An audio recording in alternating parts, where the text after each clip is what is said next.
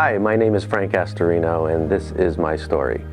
If you could imagine growing up in a family of 8 children, 10 of us all together, and Sundays would be a typical visual where we always didn't miss church. You know, we all went to church together, and there was at least 8 of us on the altar, whether we were a lector or playing an instrument, piano, guitar, saxophone. And then we'd go home, and while Mom was making this unbelievable gravy and meatballs, my father would be probably helping someone with their homework while someone else was playing the piano and someone else was working on their art. And we were a very cultural, talented family, very competitive.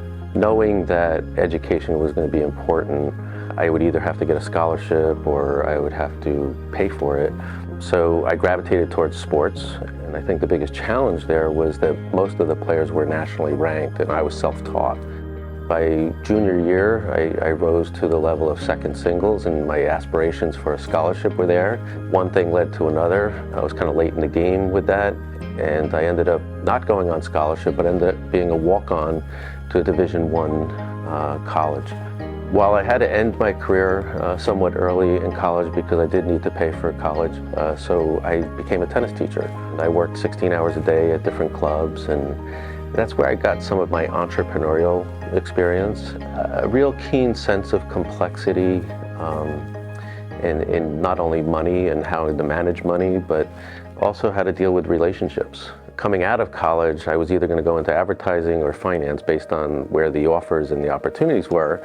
And going from a liberal arts education into finance and financial planning specifically was a huge challenge. The other challenge was in college, I learned how to question things that weren't self-evident. And here I entered an industry where it was all multiple choice tests. I think that getting a job in financial planning was exciting for me because I didn't grow up having money. I started out with people who were affluent or didn't have a lot of wealth, and then I migrated into the wealthy and found that, you know, people are people, and, you know, the money is a vehicle to achieving certain things and having certain things, but at the end of the day, it's their values and their goals and the relationships that are important to them that I felt a purpose, that I had to help bridge the wealth with the life of significance. Going out on my own with what I knew and my experience, and I knew how to write plans, and I had some experience speaking before groups, but it was a lot deeper than I thought. I started with $25,000 and a credit card, and I really needed at least $250,000. It made the journey a little bit more challenging, and being married and having triplets and another child, 4 kids, running a business, all of that made it very, very challenging, but I never lost sight of the vision of where I wanted to be. I was repetitious and focused on my weaknesses and then built those up to be strengths, just like I did in tennis. I think the test-taking, multiple choice test began with not really being able to express what I knew.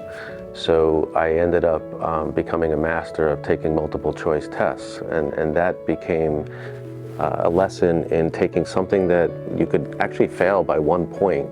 But rather than give up, I maintained persistence and I kept repeating. And I was able to hire, having earned a decent living, I was able to hire top tutors. I was able to even go as far as get hypnosis, to stay focused while raising a family and running a business. At the end of the day, I became really proficient at taking multiple choice tests in addition to retaining a lot of knowledge and experience.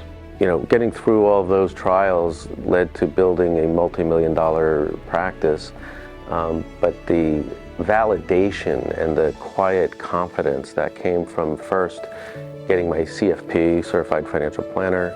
I went on to get a Certified Private Wealth designation so that I could deal with all levels of wealth. And then the Master's in Financial Planning was the validation for me that said I really established a mastery by just staying with it and by the repetition and the persistence and never giving up. I actually culminated with my thesis, which was Anchoring Wealth.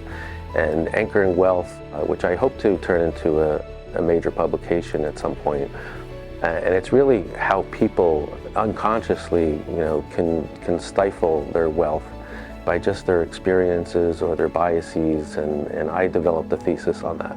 First thing is have a vision, and tie some really worthwhile goals to that vision. Be persistent, and practice, practice, practice.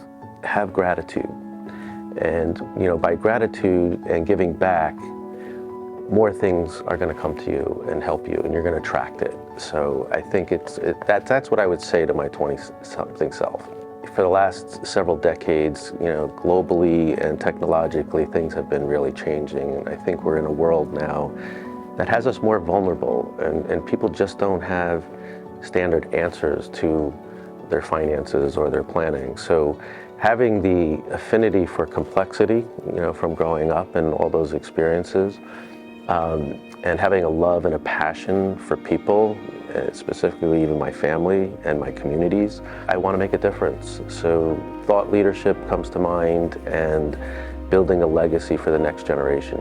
And that carried into when I established the financial credentials, to put the behavior finance with the economics together. That resonated with me. So I feel like I'm a big picture context person, and I think my liberal arts education contributed to that. But the CFP and the Masters in Finance is what really brought me the tools that I needed to share. People's financial world and dysfunction in family, 43% of the families are blended families, whether through divorce or through widow. Having that insight from other counselors and bridging that with the financial toolbox, I think gave us a distinction. What's next is building alignment with a dream team to support the voice that I have in the industry. I want to build a legacy. I brought my son into the business, and there's room for more people to join the business. I want to make a difference in the world.